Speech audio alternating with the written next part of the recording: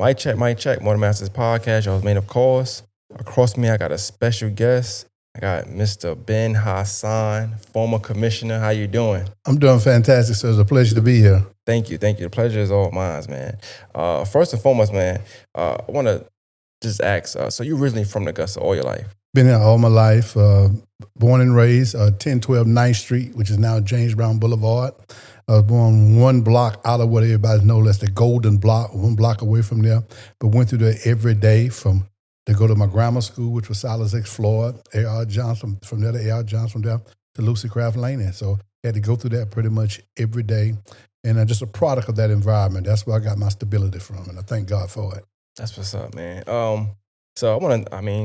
First of all, I'm glad to talk to you. And I know we talked off air, but I'm glad to talk to a former commissioner. My reason being, of course, is that I just found that sometimes when you're in position, some people are reluctant to talk about everything or whatever they want to talk about, versus being actually in that role, Mm. So I want to start there. First, talk about just being from Augusta, born and raised. I know you're from here. What was your childhood like? Grew up with both parents, one parent. Well, actually, I don't know if you know it now, but A.K. Hassan, I'm not whether you're familiar with him or not, but he's my brother. And we was actually raised by a babysitter. My mother was working, as we understood it. It was told to us that she was working at the University Hospital, like a lot of blacks at that particular time. She didn't have any high school diploma, anything of that nature, so she wanted to migrate and go up north. And so in doing that, the same house that I'm saying that I was raised in 1012 9th Street was where I was being babysitted at. Myself, around 2 years old, A.K. a little less than that. Was raised in the Wiggins household. They had 5 kids that was older than us. I'm 6. I'm in 7 in terms of age in the household. And so my mother struck a deal with them to say, hey, I'm going to want to go up north. I don't want to do this anymore, but I will make arrangement to send Ben and Kenny. That was, Ben and Kenny, send you monies for them, for their school clothes, for their whatever, their lifestyle, whatever that looks like. And they struck that deal. And so my mother came home twice a year. I always knew who my mother was. She would come home Christmas, and she would come home during the summer vacation. She lived up to her word, and we never had a problem. The household that we was in terms of education was a literate household, But we had love and was treated just like any other their 5 kids. Never saw any differential in terms of how we were treated. Wow. That's interesting because, my grandmother's from Augusta, and I know that must have been a common thing to just go up north to work. Right. Because I think she may have done the same thing. Mm-hmm. I don't know, verbatim, but if I'm not mistaken, she moved up to New York, but she had 2 kids that she kept here as well. So was that like a common thing back in that time? I really couldn't say, because my mother was not from Augusta. My mother was actually as I understand, from McCormick, South Carolina. So she had just very little relatives here. And so this was somebody who she trusted, had already had bonded with, and they trusted each other. And I can tell you, my mother was a woman of her word in regards to that. And they treated us, like I said, they always worried about us because they knew that, saying that Cora could kill me, which was my mother's name. If something happened to you, Benjamin, you need to bring your butt home from school, because I would just was wild. And so it just kept me in the fray. But I think it possibly was because those opportunities, whether it was out in Detroit or whether up in New York and stuff, and our people just wanted a better quality of life, and so our people was migrating as best they could. And so from that, once my mother left here, and this is, I think, is the important part, my mother did go and get her a GED, and she became a computer programmer after leaving Augusta, and she done that for almost 35 years or so until we lost her in 2016. She finally came back home, but my mother passed in 2016. Well, I want to stay on that for a minute. What was the dynamic between you two? Like, what was your relationship like, being that for a while you only saw but twice a year? It was a great relationship because you got to realize we was writing letters to her, and then we got old enough, we was calling her, and so there was a constant contact. She would send money, even like I say, if she would come home Christmas in summertime, when school started, she'd send money for us to get our school clothes and stuff. So she was always in our life. She was always just a phone call away or just a letter writing away, always there. Okay, well, I want to give a round of applause to your mom. So shout out to her because I definitely think that those are hard decisions to make. Yeah. Especially to be away from your kids. You Right. even see it in today's society. People Right. can't work because they feel like I don't want to leave my kid, but then sometimes you have to make decisions to make a better way in life for Right. the kid. So I definitely commend because I know those decisions aren't always easy. Right, and also, excuse me, to another point, we were dealing with a different era and a different mindset among our people as a whole. Definitely, Because I definitely. can remember also the very household that I'm in because they babysitted kids, and I can remember other young teenage young mothers would walk past there with the baby on their hip, like they just almost didn't want to be bothered or something. And they would say, "Girl, give me that baby. Let me take care of that baby. I'll take care of that baby for if you want to." And they wouldn't give the baby, but they would let the baby stay a couple of days just to unwind. Right. So it was very common among our community at large to try to give relief and try to step in and step in the gap where it was needed to be. So we had a good value system. It was kind of like you say, when you go up north, they said they give you plenty to drink. And you come down south, you get plenty to eat, but you get that southern hospitality. And it was very real in that day and time, very real. Well, describe Augusta to me during that time, if you don't mind. Like, Well, for me at that time, it was come up right prior to integration. So everything was a hub and in the black community, puts everything you need. Sometimes I don't mean that you own everything, because I can remember working at what they call Red and White, then became Girly, which was a grocery store that's around the corner, about on the Gwinnett Street side, Elena Walker Boulevard side. If I went in the opposite direction, like I was going toward Broad Street, there was on by Dice Park there was a Hill's food store that was there. Across from that, you had a black-owned convenience store called Jones Variety Store. Another place in between, you had Oriental had stores in between. But it was a thriving, hustling, and bustling community. You had your little liquor houses and those kinds of things. yeah, You had your guys on the block on the next, living off the land per se. And so, but you felt well, about what was going on in your life. And then when the integration really set in, because you got to talk about when 1954, when it's integration passed and stuff like that. Well, in the Richmond County school system, it didn't want to implement it to about 69 or 70. You're talking about almost 16, 17 years later. But also that was for blacks they could take and move around then and move in other neighborhoods and start doing those kinds of things. And nothing was wrong with that. And so many people, they look and say, well, man, integration was not a good thing for us. I don't necessarily subscribe to that, but I understand it because I see what we lost.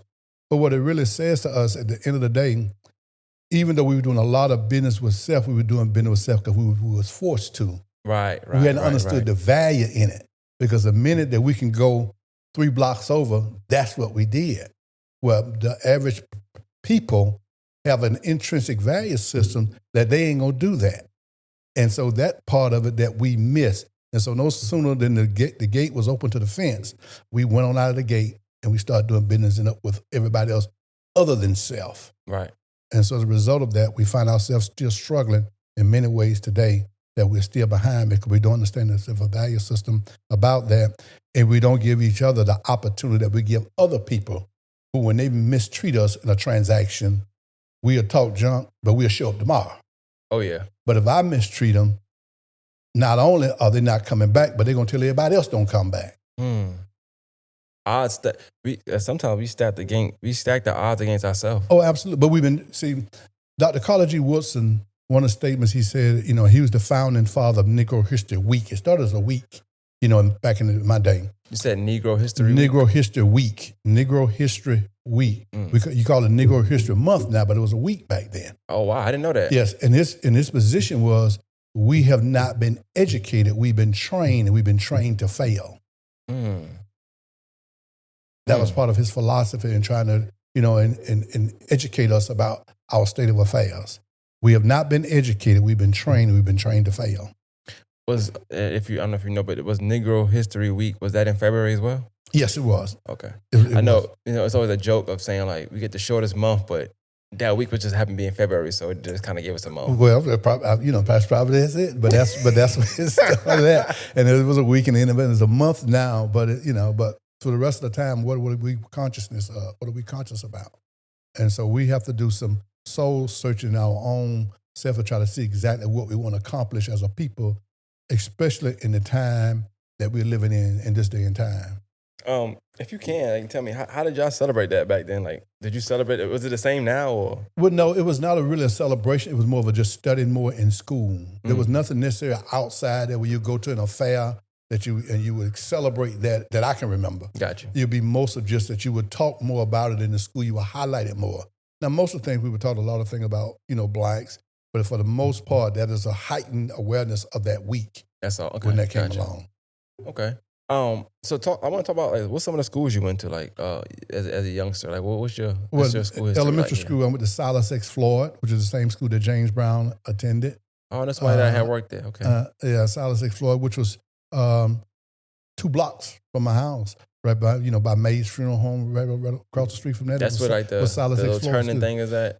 The little circular stop sign. No, that's too far up. That's too far. That's the Rice Road and Twig. But right where, if you know where Mays Funeral Home is, right across the street from it is the school, the school playground. So we went there. Went there as elementary school, junior high school, went to A.R. Johnson High School, Lucicraft Laney.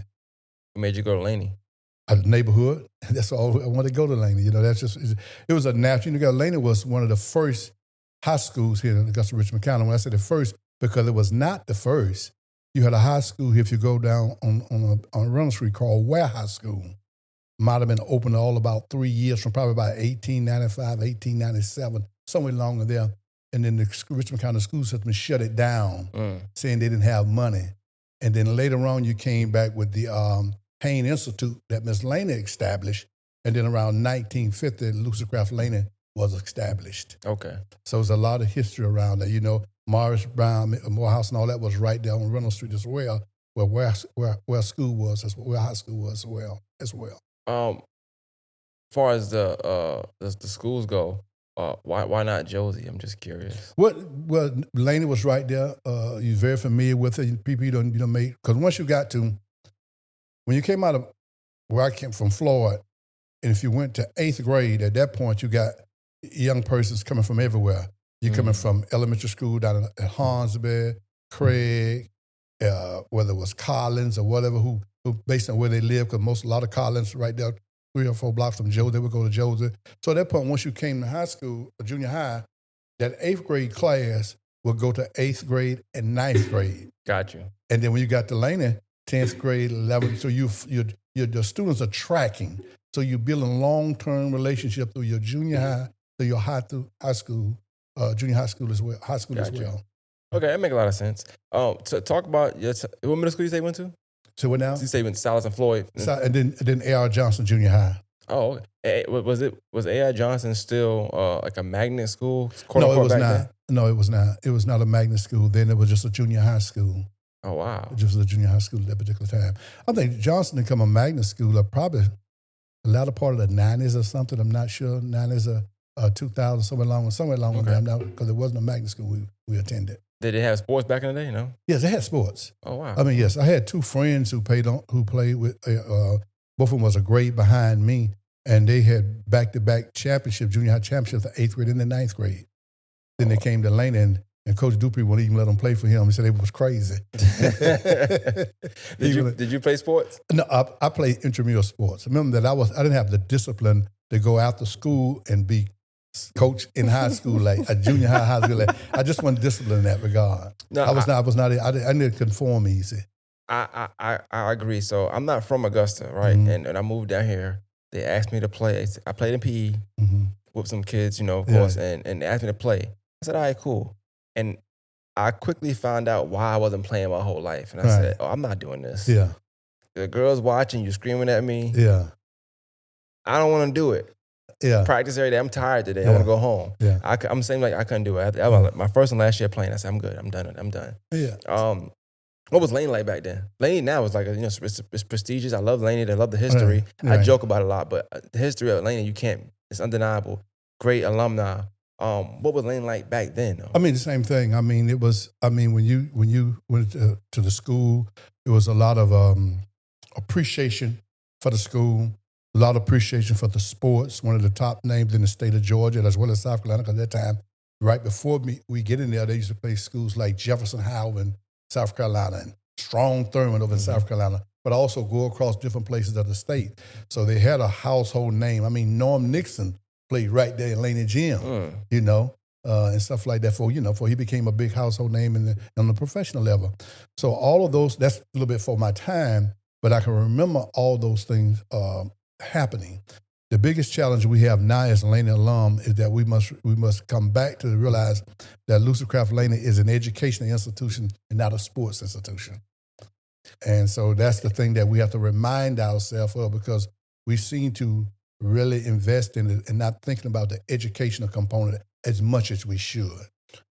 If you had to give me a roundabout, at what point would you say that Laney made that transition into being of more of an educational versus sports? It's really hard to say because things happen in increments. You Gotcha. know, You're right. you don't see it all at one time. All you just really, it's almost like going to sleep and say you got a good night's sleep. You don't know how long you've been sleeping until you get up and look at the clock. Because first thing you know, when you fell asleep, you know, when you got in the bed, you know, so you really don't know. But all you know, you end up seeing them. And you kind of, when I started really noticing it, that mean that when it became public conversations and when there were complaints and things of that nature, because many times when I was gone, I was just gone from the school. But as you can see, there was some discrepancies in many ways. Then you begin to notice that there's some challenges when you inquire, that's when you begin to realize. And so you realize that some adjustments needs to be made. And so you didn't play sports in high school, but how were you in high school? Like, I want to know how was Ben Hasan 16, 17 years old? Oh boy. And I asked this question for a reason. Let me tell you why. Right. I asked this question because obviously you now isn't you yesterday, right? But at the same time, you came to be a very successful individual in your own way and doing things you want to do. Mm-hmm. I'm pretty sure there's somebody right now that may be just like how you were at that age, but people telling that person, hey, you ain't gonna do right. Yeah. You know, yeah. And they might feel that way. Right. But then when you finally hear somebody's story and you see like, oh, that person just like me, I can do it. I can turn around. It's a point in life where I'm gonna be like, you know what? I'm tired of playing. I don't want to joke around. I want to be serious about something. Well, let me segue into it this way. I'm gonna let you kind of get a phrase, but I'm gonna answer your question. Remember I told you about my mother and her contributions and her sticking to her word and who I call, because we never called my mother mother, and say, no, we called her by her name, you know. And I call who was household we raised, we call them mama and daddy, even though we all knew the difference. You know what I'm saying? They never tried to take us from it. There was never a discrepancy about those things. But when I was in the 7th grade, my mother, when she came home one year, she said to me, Benjamin, because she didn't want to call me Benjamin, something's wrong with you, boy. I need to take you to a psychiatrist. And that's because of all my independent thoughts and things of that nature and my defiance in many ways. So those kind of things kind of happened in 8th grade, 9th grade. A little bit would really start showing itself 9th grade. And then when I got to high school, they showed a little bit more of themselves. But I'm the kind of person, I've had a couple of friends. I'm talking about people running every day that lost their life. 17 and 18 was killed. I was shot in the back at 18 years old. I was attending Laney as well. So yes. Wow. So we've had some challenges in life, and we thank God every day for life, you know. And so we don't take anything for granted. We accept the fact that we're here for a reason. We accept the fact that those are just, and believe it or not, those are just some of the incidents as to where we are today. But we thank God for it. And I do believe that some of the things that's been on my mind ever since I was young, many of those things has not changed in terms of way of us. Now, what am I saying in particular? And I don't want to get too far, but I at least want to make a point while I'm there. I've always believed in us. I've always believed that we can contribute. I've always believed that the best of us is yet to come. I don't think that we haven't had in the modern era, after civil rights marches and things of that nature, we haven't taken time enough to invest in ourselves the way it was prior to that. We've done a great job with the Dr. Kings and the Malcolms and the other persons who made those sacrifices and fought this country about legislation that potentially impact our community. But now we're at a place in time that we have to begin to challenge ourselves and fight against ourselves. And, you know, with a dialogue, I don't mean, physical confrontations, and push ourselves to the next level, because I think we have something to offer this country. I think the country's in a place now more than ever before, and it needs us, and we need it. And so that's what I think. But I've seen that my whole life. Just all the time, you don't necessarily always walk in your calling. Right, right, right. But it's not new to me. I've always felt this way. Um, I don't want to get too deep into it though, but I know you mentioned a situation.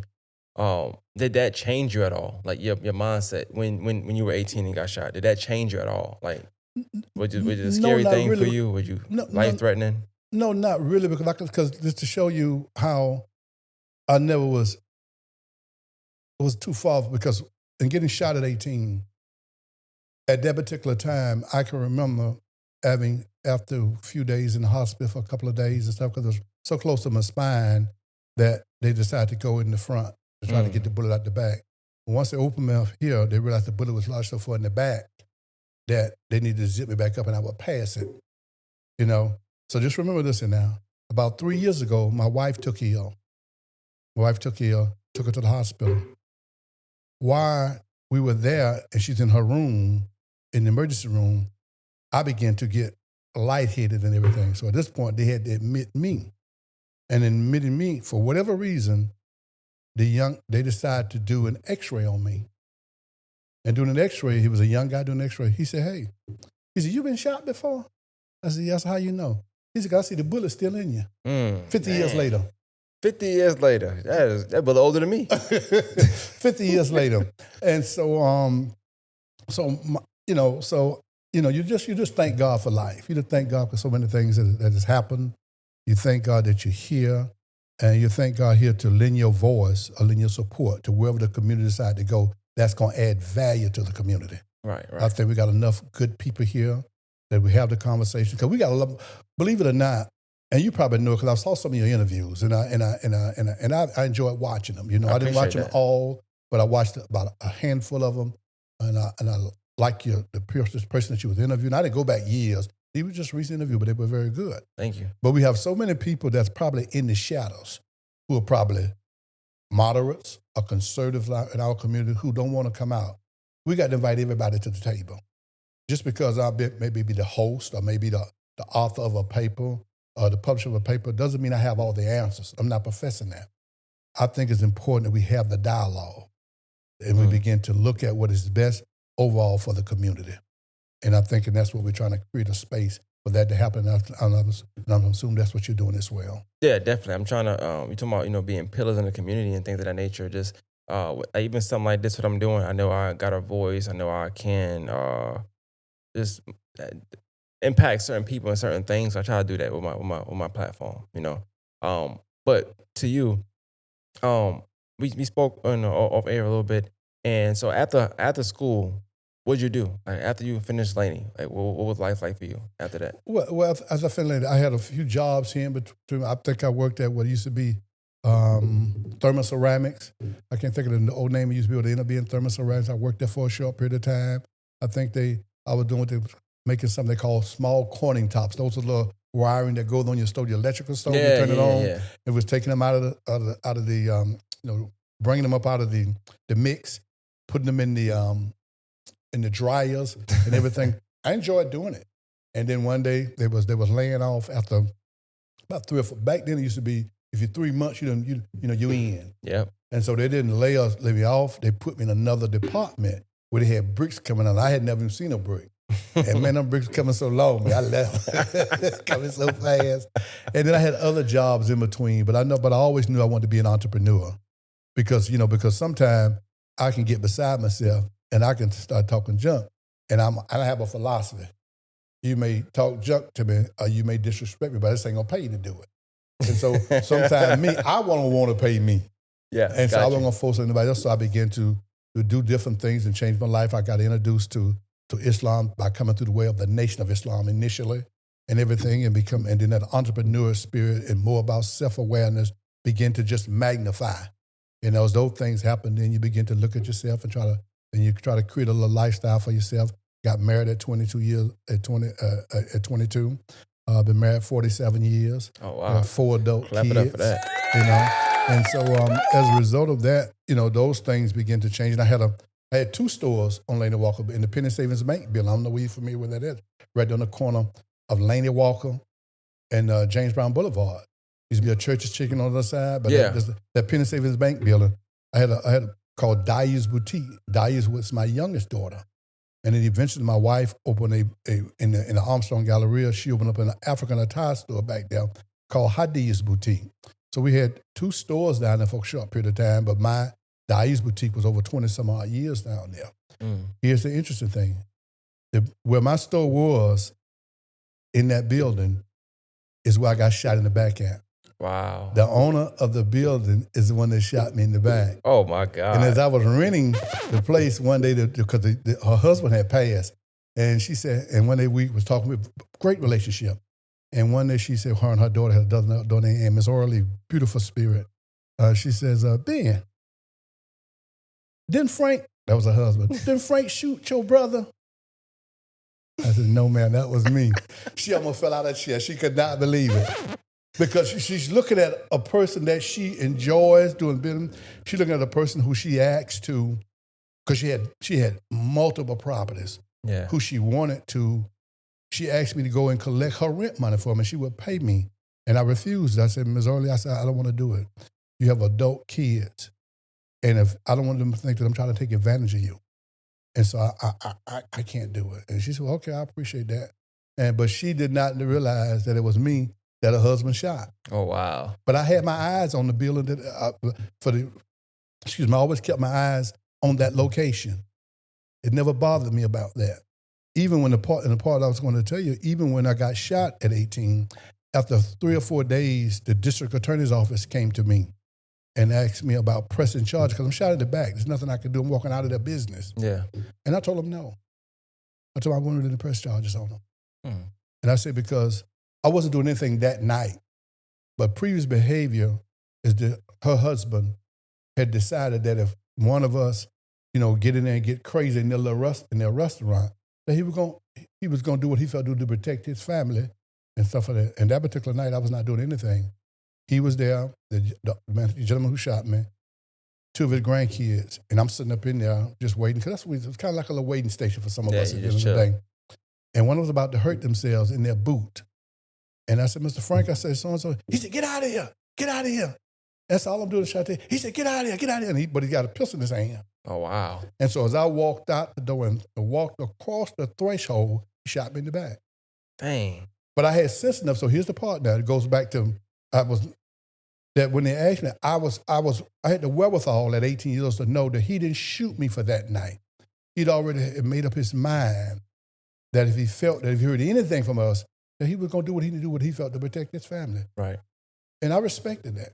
And so I wouldn't press charges. At 18, that's a very mature decision to make. I wouldn't press charges. Wow, that's a 360 in there. Then to come back and get the building and all that stuff. So what I've always known right from wrong. I mean, I've always done what's right, but I always had the wherewithal to make those kind of decisions. It's kind of like with my friends who I ran with every day. They always used to tell me, because I was like a string bean. You told so-and-so, you think you do it? Because I've always had an opinion. But we loved each other. We protected each other and stuff like that. But, I mean, that was just life for us, man. But those kinds of relationships, they don't exist anymore.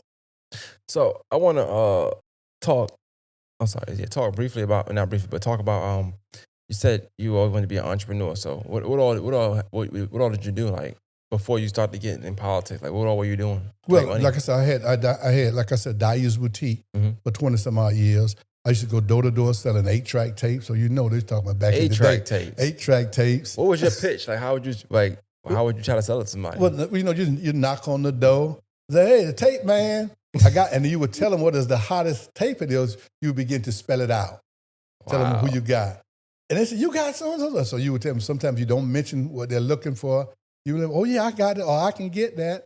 So not only I sold 8-track tapes, I sold pocketbooks, sold incense, sold oils, I sold ladies' outfits, I sold men caps. When I finally got my business out, they put all that in there.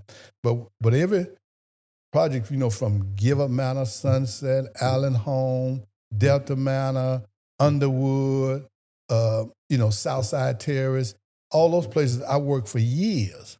So many of the the mothers and stuff of many of these young men who's in 30s and 40s, they come from the inner city. I done business with their parents. Got you. So not only just in that, but also in my storefront as well. Also, I went through beauty shops and barber shops with those wells as well. You know, all the black barber shops and beauty shops, going through there, you know, and you know, introducing what I had here and stuff like that. So I've made a living that way pretty much all my life. You know, and where I'm from, at least in New York, like everything you said you just sell, there's one person that sell each of that thing on the sidewalk, right? It's like a bunch of tables. So like you had pretty much like 8 to 9 businesses all in one, just go around selling stuff every day. Well, I mean, I saw that in New York in my years ago because when I started, I was going to New York. Now, not for the 8-track tapes, but as I began to get a location, I'd go to New York and get my pocketbooks and things of that nature. Get it for cheaper. And here was the dynamics of it. Just like you said, I considered moving to New York because I've seen so many guys buy something around this corner and come around to the next corner and sell it. Don't let it start raining. Oh man, they will get the umbrellas, and so you know exactly what I'm saying. But here was the interesting thing that I witnessed. Is not what nobody told me. When I could come there, just say what's this month? This is July. I could go to New York in July, and I can go to a store and buy whatever I'm buying, you know, from a wholesale in the wholesale district there. I can come back 6 months, and the 2 or 3 persons who were bagging my wares up, bagging it up, put in the bag, saying, "Thank you, Mr. Ben. Thank you, Mr. Ben." When I come back 6 months later, and I'm walking through the district again, and I turn and I walk backwards, that same guy who is a bag boy by all intents and purposes, now he had his own store and had his own crew. Yep. I witnessed it many days. Somebody tell me how that worked. I seen it. I seen them do it. I seen people do it. And they keep moving and give their own crew. But now he's handling the money. Yep. He got his own crew. And if you go back 6 months later, the ones who begging, they're gonna have their own crew. Yeah, work their way up. Work their way up. Yeah. So was entrepreneurship or I mean, I guess it's a difference between hustling and entrepreneurship. You had your own stores, you had multiple streams of income, but was that difficult back in Augusta back in the days, in them days? Like no, it was not, because it was standard. Like I say, you know, it was just about what you do. You know, people. I mean, you go through beauty shops, barber shops, and many times, I mean, people love to see you coming because there was an appreciation for what you were doing, and so it wasn't hard at all. It's just that you just had the personality to come in there and take charge when you come in there. Don't come in there when you're intimidated. Yeah. Have some level of aggressiveness about you, about why you think they need this. I mean, you have more success with women wares than you did men wares. Yeah, especially in sales. You know, women buy what they want, the men beg what they want. That's funny. That should be our experience. See, that should be our experience. The most disappointing thing about it when I had my location was, say for instance, you were looking for a nice shirt that was out and popular, everybody was looking for it or whatever, and you come and say, "Ben, you got that Gucci shirt?" You know they knock off Gucci. You know yeah, you got that Gucci shirt? I said, "What size you looking for?" She said, "I'm looking for an extra large." I said, "Yeah, I got." Man, I've been everywhere. Now remember now what he just said. He been everywhere looking. Mm-hmm. And guess the next part of it gonna be, can I get a deal? He wouldn't got to do it nowhere else. He couldn't find it nowhere else. I'm the last resort, and now he want a discount. You should charge him more. Technically speaking. But that's a part of people understanding. My wife used to say, people think you got money just because you got a cash register. Mm. You know, she's a much better business person than I am. Because she knew how to say no. Well, I need some advice for her because it's getting crazy out here. She know how to say no. So in doing all of that, as far as, you know, being out there with the community, selling stuff, having your own business, having kids, I'm assuming, right? Mm-hmm. Like, you know, having a family. At what point did you just decide, like, you know, I don't know how you got into the political field. Like, how'd you make that jump into that? Well, just remember, I mentioned much earlier that it's always been in my spirit about our community. And so in the 90s, so I watched it because my brother was in politics first. A.K. Hasan was in politics first. Your younger brother? Yeah. A.K. is younger than me. Okay. A.K., you know, been a city council person, He had been on the school board and everything like that. And in doing those things, matter of fact, he was the first black school board president. He was the youngest school board member ever. And there's one more thing there. And he was the first Muslim to ever be on the board. Okay. Everybody on that school board was old enough to be his parents. Because you had most of them were retired educators. Gotcha. He was about 26, 25, 26, 25, yeah, 20, when he got elected. But at age 26, 27, he was the president of it. And you're talking about that particular time, you had a 16-member board, only 4 blacks. And then he became the president of the board. And they were in the red when he became it. 2 years later, they were in the black. Oh, wow. You know? And so the entrepreneurship and those kind of things have always kind of been in our spirit because you're right in that environment. Yeah. You see it all. And see, when I was young, like I told you about the household I was in, 7, 8 years old, I was totaling up all the bills in the household. And I was going and paying them. I'd ride a bicycle down here and pay the water bill at the municipal building, go down on Green Street to the different, with my granddad, I call him dad, my dad, he done borrowed money from the place, so he's paying his bill every weekend and stuff like that. I mean, I was taking care of all of that at a very young age. So it was building that when I was working at, when I said red and white, after school, 7th grade, we'd go there Fridays and Saturdays and take it out, start just bag up teachers' groceries and things of that nature and take it to the car, they give you a dime, 25 cents, and eventually they started giving us, because we wouldn't get no pay. We were just doing it strictly for tips. And then at some point in time, the Gurley family, Mr. Gurley, started paying us $5 for 2 days. Now when I say 2 days, I mean after school on Friday and all day Saturday. I would take that $5 and give to my mother, who raised us, and I would keep all the tips for myself, and stuff like that. And if something was on sale in the store, I know we needed it, I'd go ahead and purchase it and stuff. Things were very affordable back then. So an entrepreneur spirit has always been there, going to the store and going and sweeping off people's porches and stuff like that, and they give you a dime and 15 cents. So you see the value of having a work ethic. Even though I said the longest I really ever had a job when you punch a clock was 18 months. It's not because I didn't want to work. It's just because I think, and I've always believed, and I don't see it any different, that America is not designed for the workplace for an entrepreneur spirit, nor for a good, friendly, and wholesome relationship among employees. Yeah. You got a person who may make a quarter when you're out, he's your supervisor, which amounts to $10, but he want to talk to you like you got a tail. All I want to do is just do you nip it when you tell me what I'm responsible for, you ain't got to stand over me and be hollering at me and screaming like you ain't got good sense. That don't work well for me. Got you. And so those kinds of things that just kept me moving, I realized that these going to be a problem for me. So I had to find a way to do some things for myself. So you hit and miss in life. You end up doing things you don't want to do, but that's life. Yeah.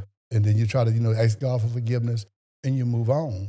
But politics was what you was asking me about, so let me get back to that. But so I would go and just help AK, as he run for these different seats and stuff like that. And I would help him, but I'd gone back to my business because I was not a believer in the political system. Why not? It's just, when you come out of the street, you have a mindset about everybody's crooks. You ain't got time to do that. Even I know he was not, I didn't perceive him to be one. It's just a general, but he had a knack for it. And so I would support him, but I would leave. And then back in the 90s is when it's really dawned on me that I need to do something. I saw something on television one day, and it really, I almost want to say disturbed my spirit, but it was an awakening. And I saw an issue being discussed, and I figure I had a take on who was talking. I said, man, that joker don't know nothing about that. I could be dead wrong. That's just my opinion. And I started looking at the news. 6, 7 o'clock in the morning. I started looking at the news at noon. I started looking at news at 6 o'clock. Those were about the 3 prime times right then.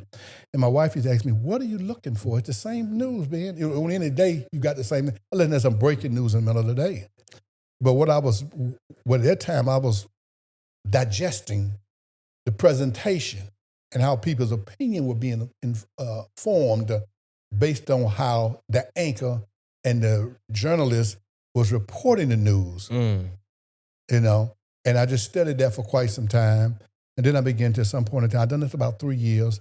Then I began to start listening to the likes of Austin Rose and listen to what he was saying. How long ago was this? We're talking in the 90s now.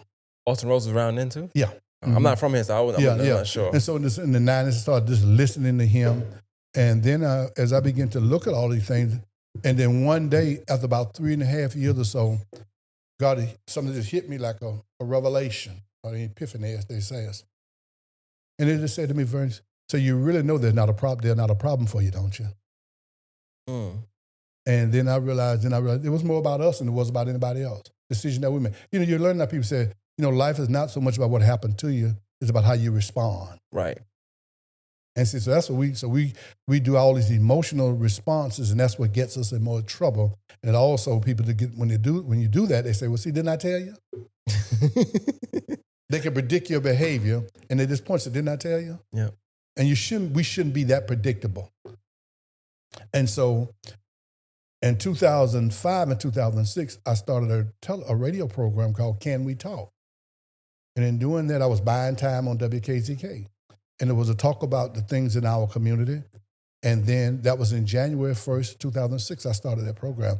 But prior to that, in 2005, I started going to commission meetings, stuff like that. And so in September of 2006, I went to Comcast and asked about doing a program on there because I saw also had a program called, I forgot what it was called, Connect Live. And then I actually got Bill Botham, and he said, Ben, I got his number from Cheryl Bass.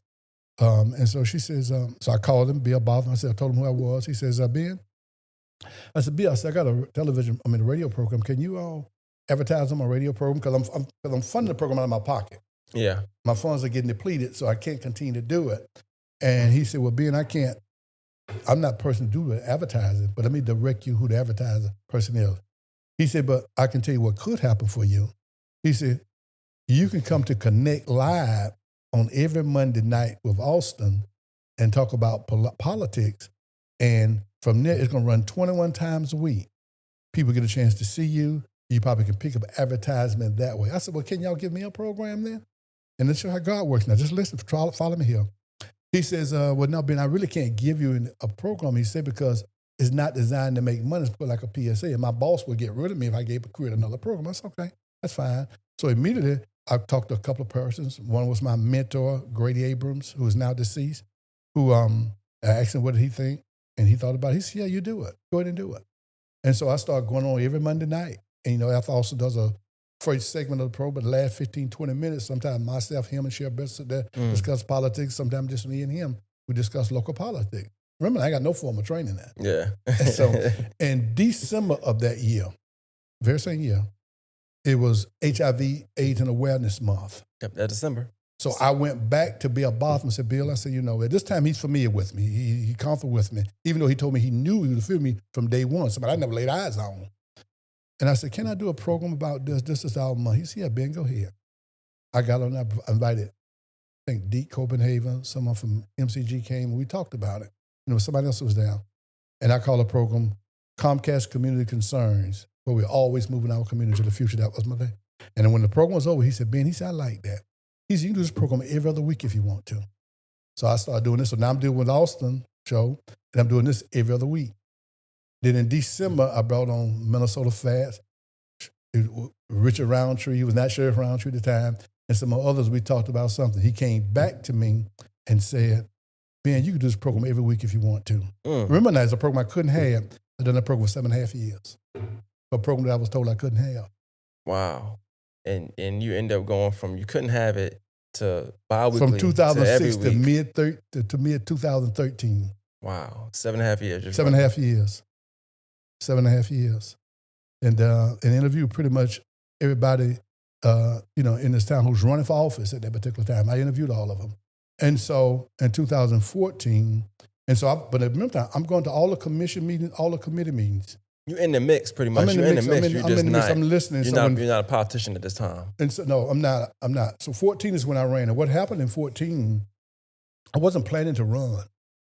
I was putting out newspapers, putting out my paper. Because at this time I started a newspaper in 2011 called Urban Pro Weekly. Sound familiar? Oh, yeah, sound very familiar. Okay. And myself and I had a business partner, Frederick Benjamin. And so I distributed paper every week. I get advertisement. My role was to get advertisement, distribute the paper every week. Off the barber shops, beauty shops, everything. And I was distributing the paper, and this gentleman was going to run for District 4. It was Commissioner Sayers, actually. And as I was going through Jamestown, I just put the paper, run in, put the paper, and bam.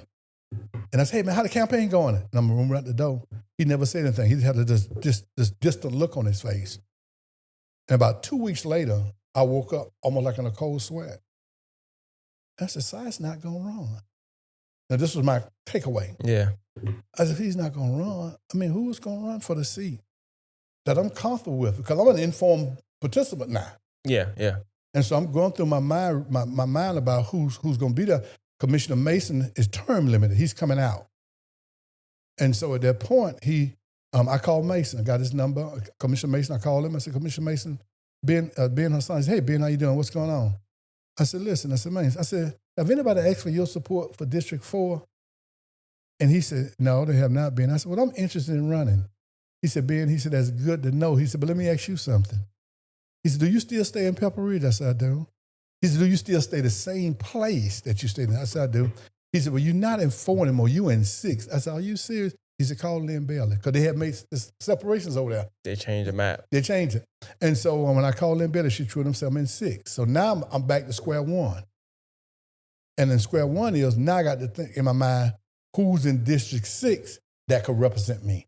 I'm looking for the representative first, somebody that I can give my support to potentially, and then I couldn't come up with any names for that. And so at that point, I threw my name in the hat, and that's how I got in the race. And I was successful, and I won in the runoff. It was five of us was in the, and I won in the runoff. So your first time running, you won. Yes. When you ran, was you confident that you were going to win at that point, or? No, because most persons right now, and I'll say this to you, you've been doing this for several years now, but be mindful, because you have interviewed probably everybody under the sun, in these few years. But the people see you how they see you as doing this.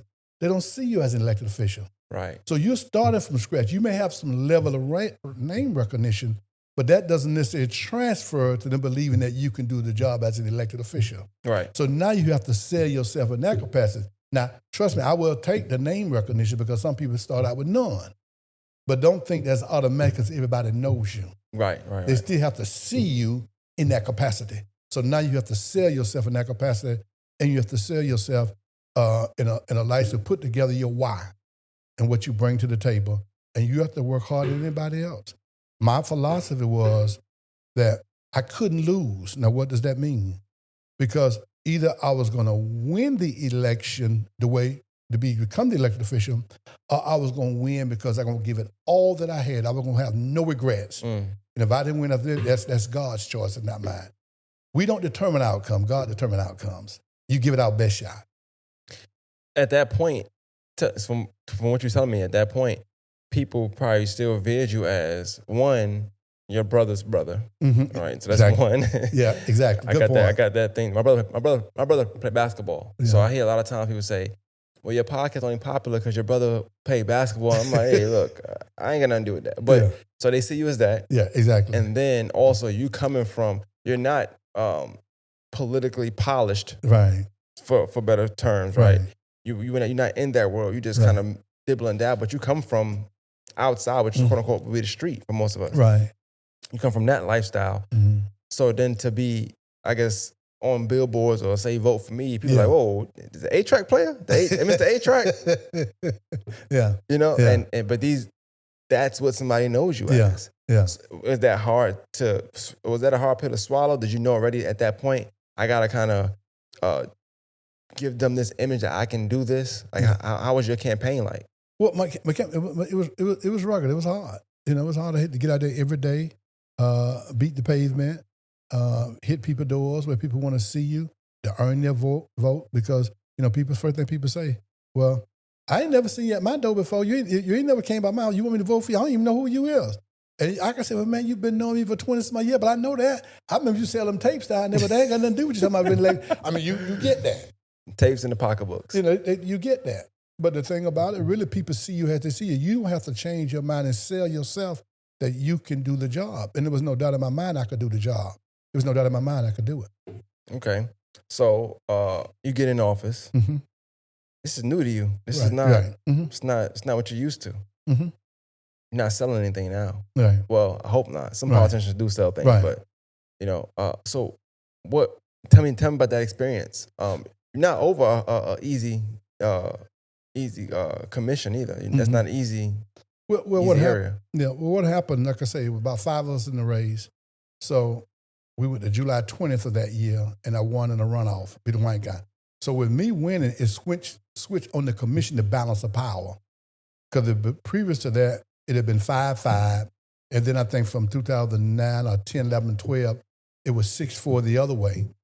And then it came back when Commissioner Flournoy won and made it back 5-5. He won in 12, took off in 13. And then when I won in 14 and started in 15, now the power has shifted. For the first time, there's a majority black commission. Got you. Now, in that happening, the previous commissioner was Commissioner Joe Jackson. He lost his wife around May of that year, and he had 2 kids. So he came to me right after I won the runoff in July, and because I'm still coming to the meetings, and he pulled me to the side in the back. He said, Ben, just want you to know that since you won now, commissioner's probably going to come to you and try to get you to go ahead and take the seat and swear you in early because, I lost my wife, and with that, I got my 2 babies I need to take care of. And I want to see, that's going to be okay with you. Then here's the next thing he said. He says, Ben, I want you to know, I try to be a man of my word. He said, I've always pledged not to raise taxes. But what I want to tell you, we need the money. Mm. That's okay. Now, I understood why. And I tell you that. And I understood why. That's okay. So about 2 weeks later, I was sworn in. One of the first votes I had was to raise taxes. Now, here's why that was important. And this is why politics is interesting. In February of 2014, we had an ice storm here in Augusta. I remember that. With that, the city of Augusta had about $32 million in their fund balance. They spent $18 million to clean the city up. $18 million. So now you only have $14 million. If anything happened, that's all you got. That's all you got. So when I come on, that's the first vote. And so when we voted, Mason, the 4 whites voted against it. Remember now, the white guy already told me when my predecessor was white gentleman. Right. Said he wouldn't do it, but you see the city needs it. He just wouldn't do it. He wasn't gonna do it, so they threw me in. So now, but they had a strategy, but it didn't work. So it's 4 whites, 6 blacks. When they voted, the 4 of them voted no. Mason voted no. So that means it's 5 blacks who voted and 4 whites and 1 black. Now it comes back on Mayor Copenhagen to break the tie. He broke the tie. You're probably saying, Ben, why is that important? It's important because possibly what would have happened, they would have said that the black commissioners done raised the taxes. Makes sense. Okay. And but the city needed the money.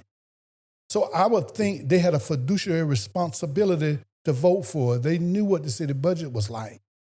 And just because you made that, it's just like you said, well, man, I didn't plan to use my reserve funds. I didn't plan to do some things, but here's a catastrophe that's beyond my control. I have to do something different now. And they wouldn't vote for it, But they figured that the 6 of us would, but Mason made a move, and now it came back on Mayor Copenhagen, so Mayor Copenhagen had to break the tie. And so we began to replenish our fund over time. But the city needed the money.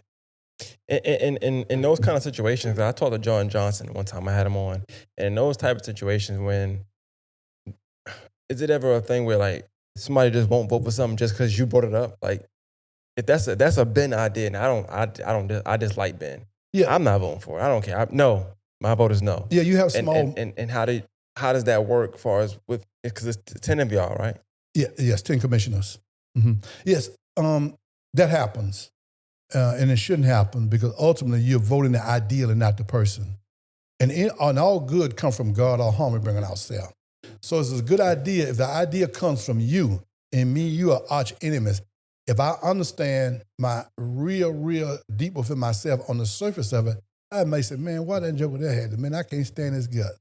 But when I think about it's good for the community, all good comes from God. God decided to give it to you. I didn't give it to you.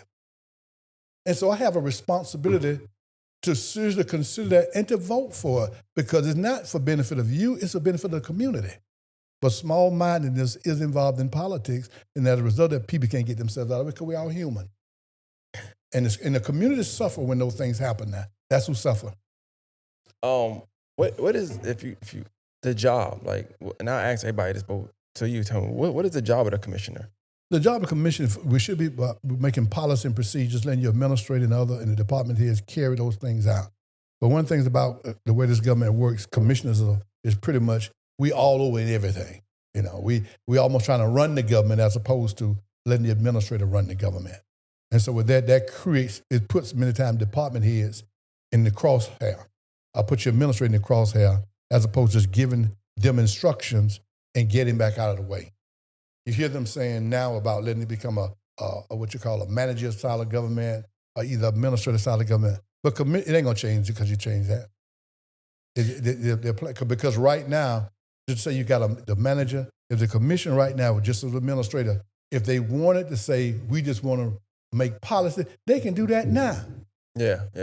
So this is a power move because it's a power move. Let me tell you why it's a power move. Because they're figuring if the 6 blacks decide to work together in a very informative way, then it puts them at a disadvantage.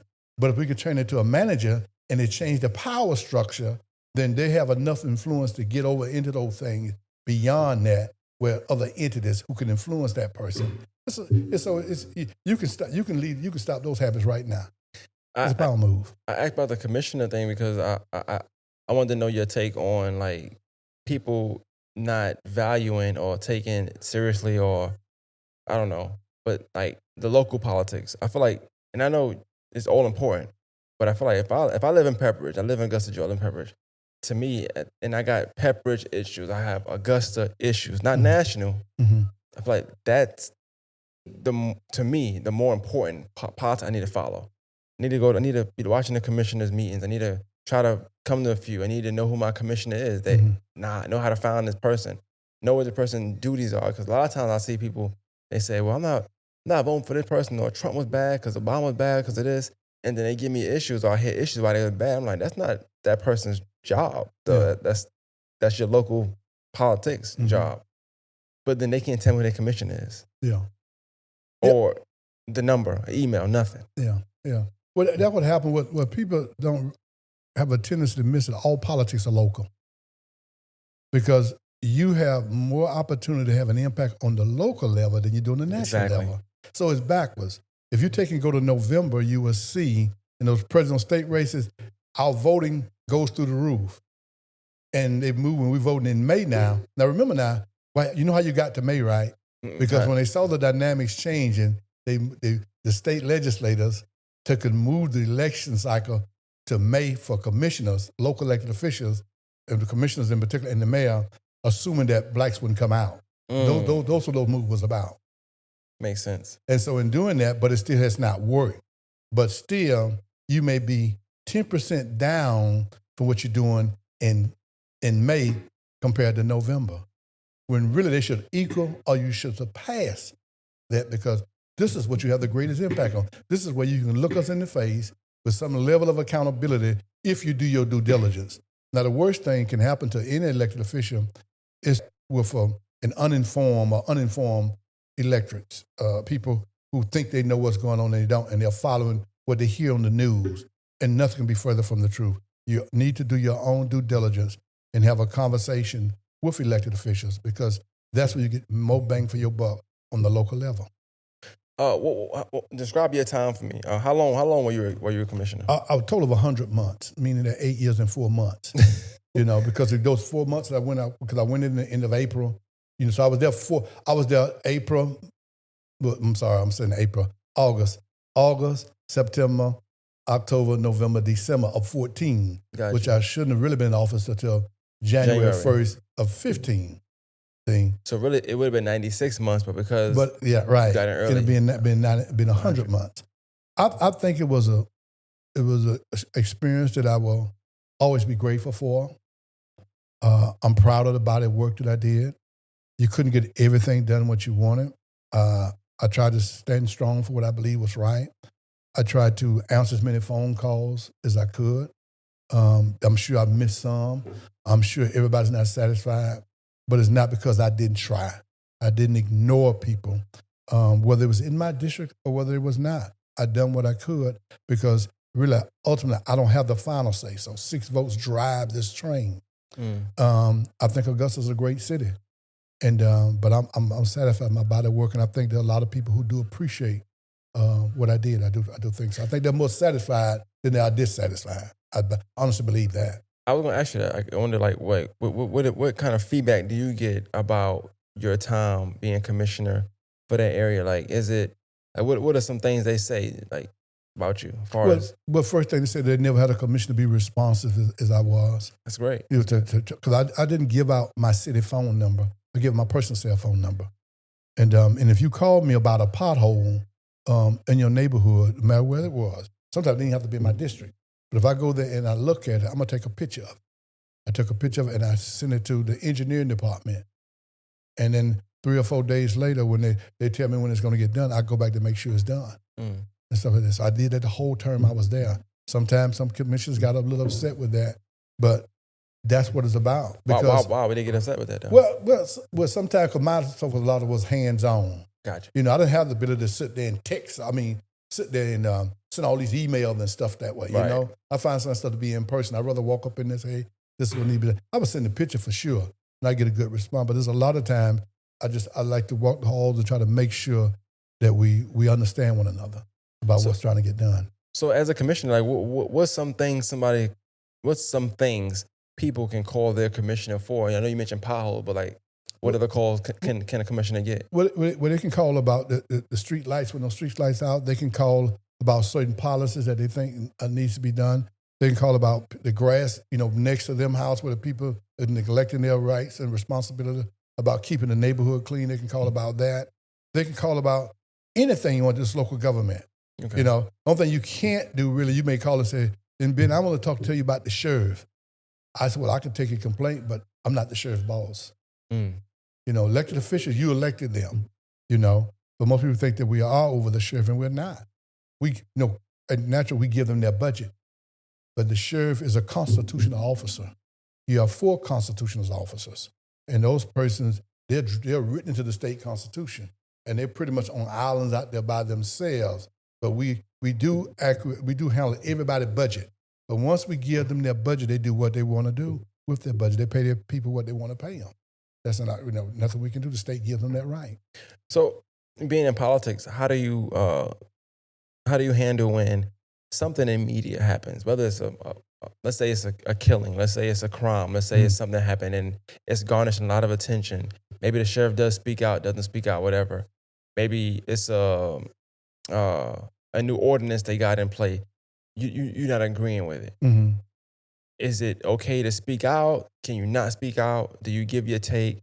Do you have to do it a certain way because you're in politics? Like, how does that work? Well, let's do the ordinance. This is the ordinance was passed, and I didn't agree with the ordinance. And I'm in a meeting, and they're asking about the ordinance. I can say, well, let me just say for the record, if you check the record, you call down the clerk's office on this day and time and ask the clerk to give you the records, you will see that I voted against the ordinance. However, once the ordinance passed, it is the law. I have to abide by it now.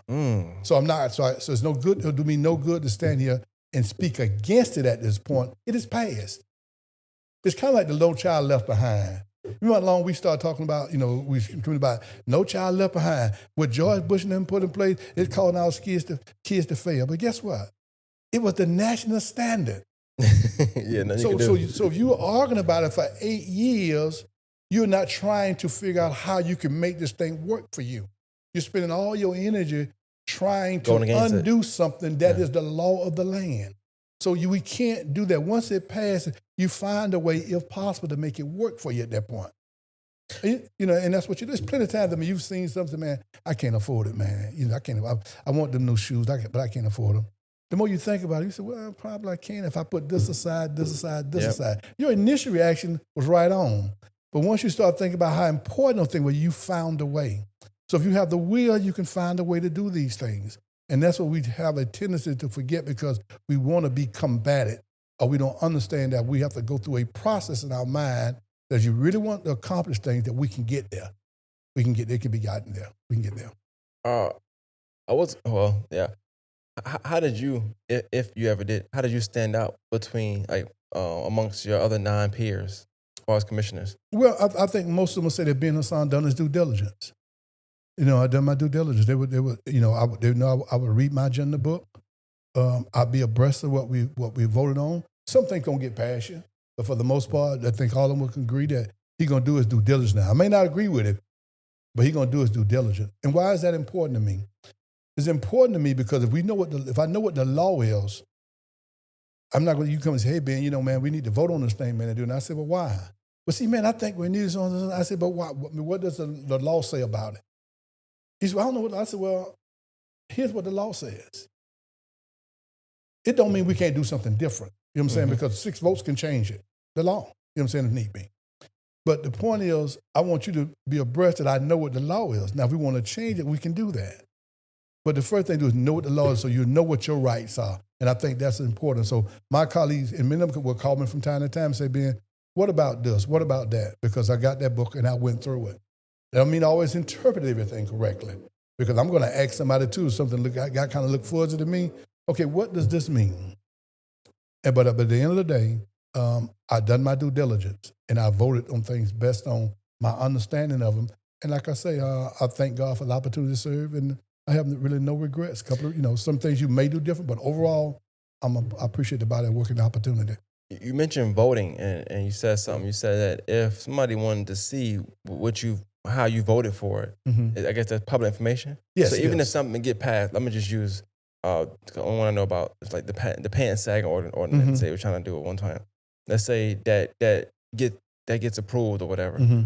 You can still go see who voted and who didn't vote for it? Yes, you can call the clerk's office, and now I think they've set up different that you call the administrator, but the clerk office will direct you where you need to go just the same. And PIO, Public Information Officer, you put in a request. If it takes them a very limited amount of time, you have it in a minute.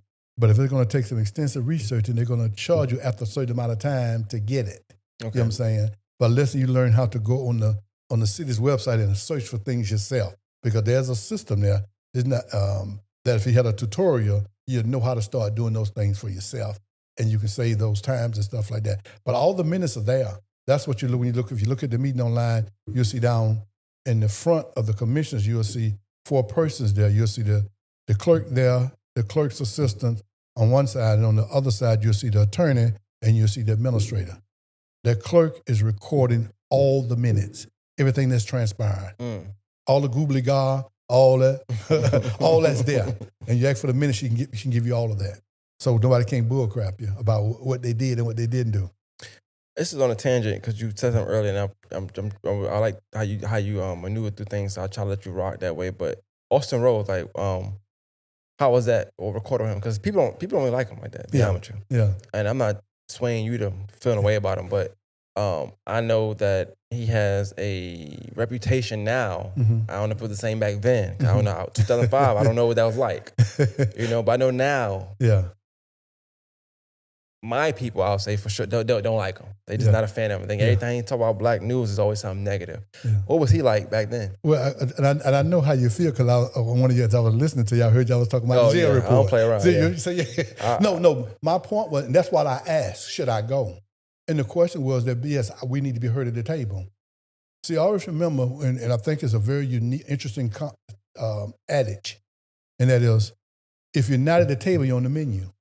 And so there was an opportunity given to me to be at the table and to put our perspective on our politics.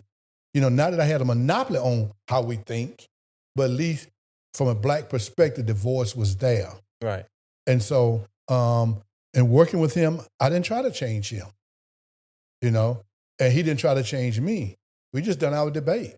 And so we had a good friendly relationship in that regard. Nothing beyond coming and going in the studio. just that. Right. Because I was concerned about my image in my community because I got to live here. See, I can't be engulfed by other person's relationship and patting me on the back attaboy and telling me how smart I am. I'm the smartest black they ever met. That don't mean nothing to me. Matter of fact, I don't even want to hear that one. You know what I'm saying? Because I understand my people. And we don't need that, but you do need to be at the table. You know, even when they were protesting against him, I stayed there. You probably don't remember this, but there was protesting. Myself, he, and Cheryl Best was there, and they were protesting. Back in the day, about, when he said something about the Duke lacrosse young lady. Remember that? And the young lady, the Duke players. And he made a comment, I think, called her nappy-headed so-and-so, so-and-so. Yeah. With that, it caused an outrage. Cheryl Best called me. I was out working, hustling, doing my thing. And you said entrepreneur, you scared you were hustling. And she said, Ben, she asked, hey, how you doing? She said, I want you to know I can't come on the show or also show. I said, what happened? And he told me what, I said, yeah. I said, she has a black woman. I understand that. I said, but I can't just leave for that. And so not only that, every Monday night, like we laughed, for almost several months, there were people protesting outside the building. I'd have to walk past the protesters and go in there because I wasn't going to give up the seat at the table. Now you see two prongs going on. Yeah. Now, we didn't organize that. Probably the ones who protested probably had a beef with me. But why give up the seat at the table? You know? And so you're successful in doing what you're doing. You're protesting outside the building, and I'm going on the show to let it be known still that our voice will be heard. And I was there until the point they took him off the air. And they eventually took him off the air. The Congress took him off. You just told me some history because I remember that being the thing. Mm-hmm. I did not know that was him till just now. Yeah. It's even on some cartoon show. I just looked it up. I was like, oh, that's him for real. Yeah. Yeah. I knew I ain't gonna say that. I knew that he has his ways about when it comes to black news. Yeah.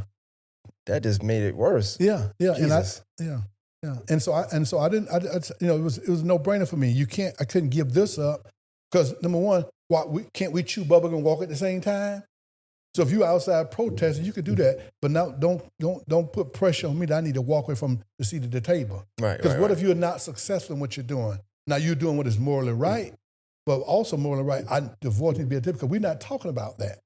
Eventually that'll take care of itself, and it did take care of itself. But I wonder if people looked at you that way as well. Like you talk about people looking at you as the hustler or the A-track man or the entrepreneur. But at the same time, there's some probably voters who like that's the guy who was with Austin Rhodes. Well, people did. I mean, there were certain people. I almost got into a physical confrontation. Not at that moment. But when you become a public figure and when you have some level of independent voice, independent thought, you're going to always have people that you're going to have issues with you because most people think that we're monolithic in how we think. And I've never been away because I'm trying to win. Mm. I'm not trying just to be, like let's go back to the people's stores who else we do business with. We feel better about ourselves because I can go in the store and I can curse the man out. Mm-hmm. Let him know how I feel. But I'm back there getting my money. Ain't no real value in that. At all. Because ultimately, he want the money. He don't care what you call it. Just call me. I work in retail. I'm the same way. I'm like, y'all curse us out every week, but y'all come back and spend money. And so the thing is that's not my point. I'm trying to put us in a position that we need to win. And winning means that we have to benefit from what we're doing, and we don't have to benefit at other people's expense. That's not what this life should be about. I believe in the creation, the natural creation. God has created ample for all his creatures. Now, if other people feel different about us, now that's their problem. They ain't mine.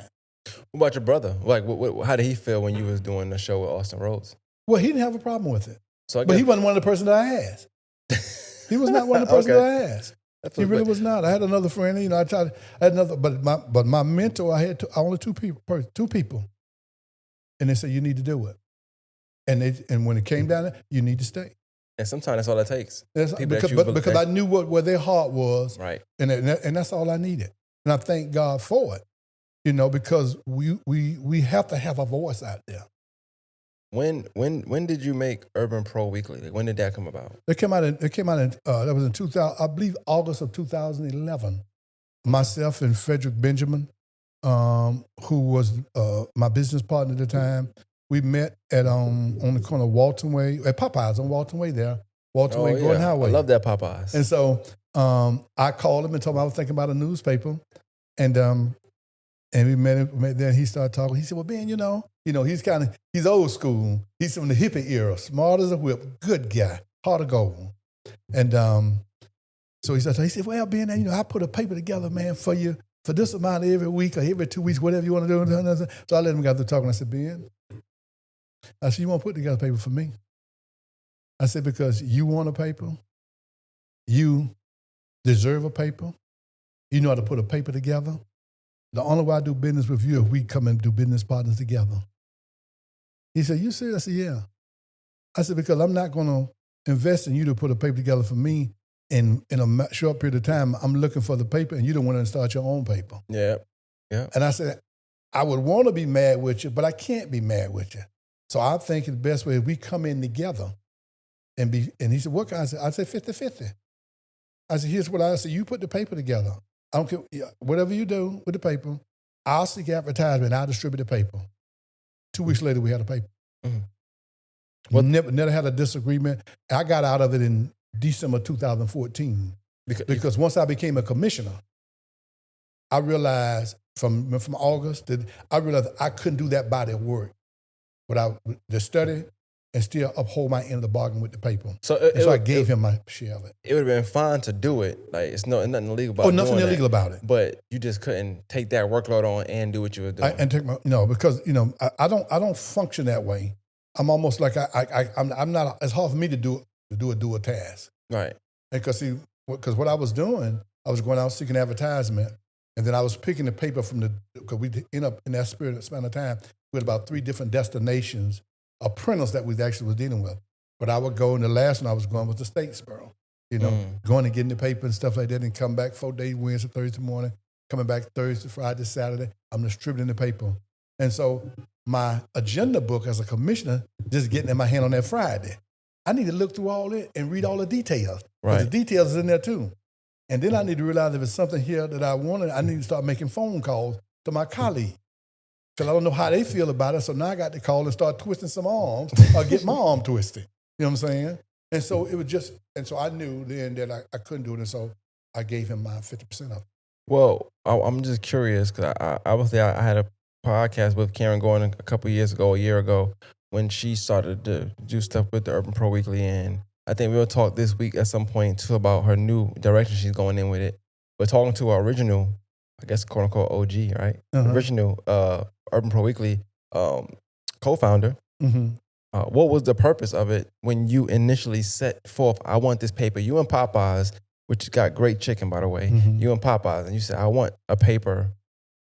Was it just for our people? Is that why it's called Urban Pro Weekly? Like, what was the whole mission statement at that time for Urban Pro Weekly? Pretty much it was called Urban Pro Weekly, so that's signifying who your target audience is. Got you.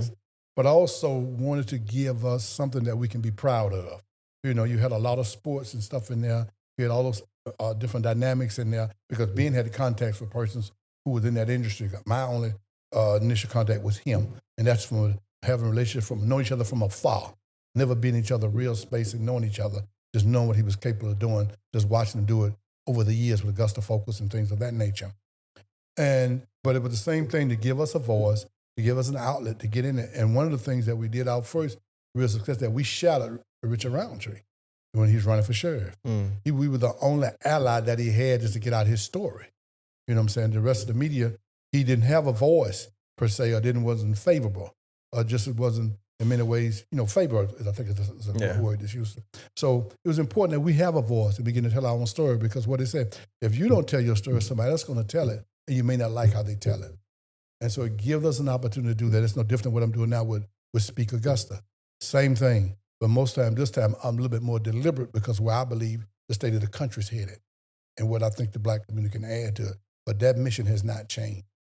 Well, this is a perfect segue into the Speak Augusta, because I know that's what we want to talk about. I'm just always curious and getting people's story, because I just feel like, people could look at you now, like, to me, I know you differently now because I'm talking to you, but like, I know you as, the commissioner of this district, you know what I'm saying? But somebody listening know you as, I ain't saying as a pusher man, but like you got the A-track, you know what I'm saying? You got all that stuff going on, and it's like, they know a different Ben, right? Yeah. And So I wanted to get that piece, and I think that you spoke well, and I love the story. Like your Mhm. story is to me is Yeah. amazing because I look at things I'm doing, and I'm like, I always ask myself like, is that something I can get into? Yes, now, or am I doing too much now to where I can't do it later on? But I probably can because I'm looking at this story, and I mean, you had a show with Austin Rose, and you still made it, so we are good to go. Now I'm playing, I'm playing. Well, but it's about because your people are going to watch you and they're going to look and see, are you hurting them or do you represent them well? And that's what they want. Hmm. When you can sit there and you can do debate with them about your position, that's what your people want. Right. They don't want you to get there misrepresenting everything he said. Yeah, you right, Yeah, you you got to fight right, you back. right. Definitely. And that's Speak and for your that's the thing people. about it. Can you hold your own and can you represent your people well, even if you don't, even if you agree that we could be too liberal around issues. You just have to find a way to say it. Yeah. And that's the thing about it. Find a way to say it where we don't get, because we can be overly sensitive sometimes about things. I always say when you're debating with somebody, that's the worst thing you can do is start to get in your feelings because you start to lose sight of what actual debating, and then you Mhm. start to attack, and that's how they get you sometimes. It's little trigger words they'll throw at you too Yeah. to kind of get you off your Yeah. square. But let's talk. I want to talk about Speak Augusta. So now you started Urban Pro Weekly. You went to your politics, and you're successful in that. Give that up. Urban Pro Weekly is still doing its own thing now. Mm-hmm. More artsy now too Mhm. than sports, right? But what's your goal? What's your statement with Speak Augusta now? Because that's something you seem to be very, very passionate about. Well, I think about what it is if you was to go to look at the editor in the paper. I think I'm gonna get my IT person to put the mission on that. Not the mission statement, but mission. And what it clearly is saying there is that we have to deal with some issues in the Black community: Mm-hmm. the crime, the health issues, the appreciation or lack of appreciation for education. We got to deal with all those things, et cetera. We got to deal with all those things, and only we can deal with those things. And I apologize to the community in having this potentially public conversation about a private matter. But however, this is where we are. Mm-hmm. And Booker T. Washington, one of his most famous quotes is saying, cast your bucket down where you are. And so as a result of this is where we are. This is my greatest way to potentially reach people if they read the paper or potentially look at other things that I may take on in terms of as I go on this venture, then I'm gonna have to use those tools and apologize, not for what we say, but apologize for the venue Mm-hmm. that is on, and hoping that they will say, well, okay, well, we need to have this conversation. And I'm not saying that I have all the answers. I'm putting that as we can start a conversation. And if we start a conversation, hope at the end of the day, we can come to great conclusions about how we proceed. That's what's most important. How do we proceed?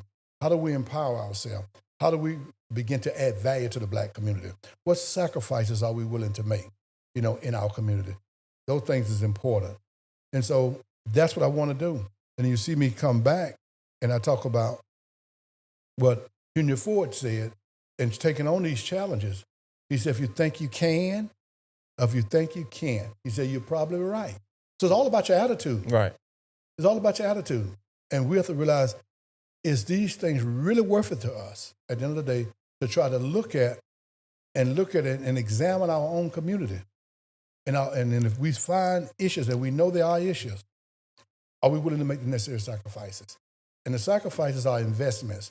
Those who invest in themselves and their community are successful. Those who neglect themselves and their communities are failures. And so we have to look at our life that way. But not only that, in looking at ourselves, we also have to look at the state of the nation. We're not in the United States of America anymore. We're in the divided states of America. We're divided as a country now. Mm. When you look at what the Supreme Court recent decisions and some of the decisions around not just the woman's right to choose, but other rights, diversity and inclusion, all those things. Telling the higher institutions of learning that you don't have to consider race as a factor in doing what you're doing. So when you're looking at a nation that's backing up and trying to move forward at the same time, it ain't gonna happen. But who's gonna be affected the most by that? We are. We're the whipping boys and girls in the course of all of these conversations. We look at what is happening in Florida now with DeSantis. Or he may have 191 bullet points in that piece of legislation down there about it. And it may be just one bullet point to say, well, black folks learned something in slavery, like it was a trade school of some sort. Well, guess what? From historical perspective, that's what's going to be highlighted in the teaching. Yeah. Because anything we've ever gotten by legislative, ultimately, we didn't get the true benefits we thought we did when it passed. So as those things be discussed, that's what's going to be highlighted. They didn't know who Christ Jesus was.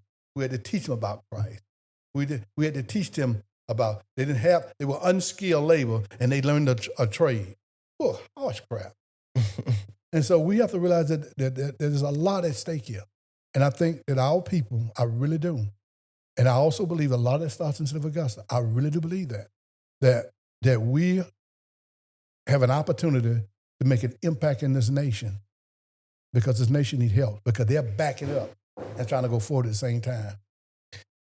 This is on a tangent. I just got a question because you said something like, if somebody was to ask you like about Augusta, like what would you say Augusta means to you? Augusta means everything to me, because Augusta, I don't run from a challenge. When I said play sports, if I picked a team, I didn't look around and say, give me Michael Jordan, give me Magic Johnson, give me Kareem, give me James Worthy, and whomever, And I'm the fifth person because I'm gonna pick four. So I don't do that. I'm trying to. It could be compared to be a good game. I'm not trying to have an advantage of that nature. I like the struggle of it. I like that. So when I look at Augusta, I know it's a challenge.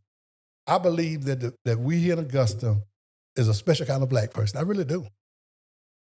When you find people who are not from here, black people who come here, a person who happens to be black, I would say, come here, and they could be family members, and they be for any length of time. They say, man, what's going on with y'all down here, man? In Augusta, man, y'all strange. And so my point is, if we get it right here, it can impact the nation. So the things that we come up, if we decide to make a conscious decision that we want to do better, I think we have the wherewithal in our human spirit that we can get there. But first, we got to realize that we got issues. That if we're going to be in denial about it, we're not going to make any progress. But we all know it. We all know it. Would you say you have? That's not Augusta now. That's across the country, but more surely in Augusta as well. I'm sorry. No, you good. But would you say you ever had or is there? Because when people talk about Augusta, especially people that are from Augusta, they use terms as such as a crab in a barrel or weak market or just stuff like that. I don't necessarily see that. I think it's a great market if you utilize it the way you need to utilize it. And I think it's a major amount of support in the city as well. A lot of very talented people in the city, all facets. Whether you're talking about sports, whether you're talking about books, whether you're talking about smarts, academic wise, I love the city. I love it. What would you tell somebody that's from here but talking bad about Augusta? Well, then, you're trying to ease into a conversation and try to see, okay, what would they do? See, because it's easy for most people, you realize that when they're talking, they're not even considering solutions. It's easy for them to highlight what they find to be the negatives so they can live right in that space. And so they don't have to obligate themselves to do anything different. Everybody can complain. So I want to discern from that conversation, are we talking about doing something based on what we see? Are you just griping? Or you just got an extra grind? And if a person wants to potentially make a difference and believe there's a possibility to make things different, then I'm prepared to engage. But if a person just said, no, I want to, I'm just telling you how I feel. Well, okay, feel. But I have to respect that. The person has a right to express how they feel. And so, but I believe if we make the decisions, as I said much earlier, I think we have a lot of great people who are moderates or conservative as well as liberals that we can put our head together.